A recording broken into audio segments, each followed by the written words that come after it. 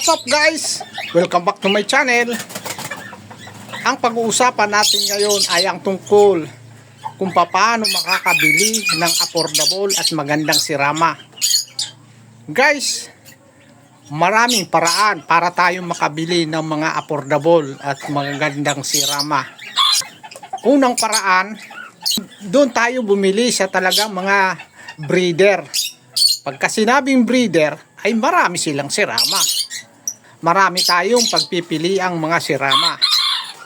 At kung pwede lang, ay tayo mismo ang pupunta sa mga breeder house ng mga breeder. Sapagkat doon tayo makakapili. Lalong-lalo na mga kasirama. Kapag ang breeder ay marami na siyang mga sirama, nagsiksikan sa mga kulungan, ay tiyak, mag-a-out yan ng mag-a-out para mabawasan yung kanyang mga sirama. Ngayon guys, huwag tayong pipili ng mga siramang liyad na liyad. Titingnan lang natin, kahit hindi siya liyad na liyad, ay titingnan natin, yung bibilhin natin ay kung sino yung mga magulang. Titingnan natin yung lahi nila. Kasi kapag nakita natin yung mga magulang nung ating bibilhin, at tiyak na tiyak magagandang klase yan. Kasi nalalaman natin ng sirama na napakaganda pala pagka siya ay matured na.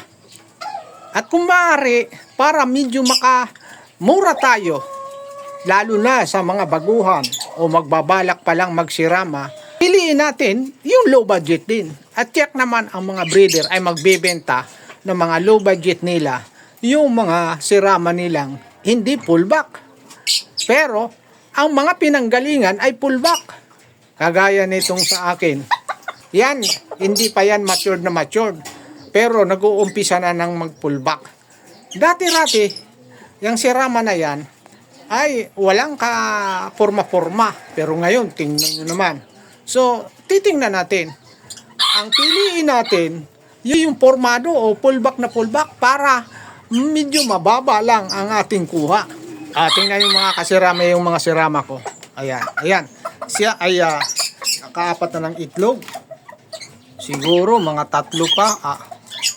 O 4 pa, 8, maglilimlim na si hen. Ayan yung hen. Ayan. Ito naman, mag-uumpisa ng magsorbe ng kanyang itlogan. Ito. Yan, yan. So guys, hanapin niyo talaga yung mga breeders. Marami silang mga sirama. Dahil sa pagka maraming sirama,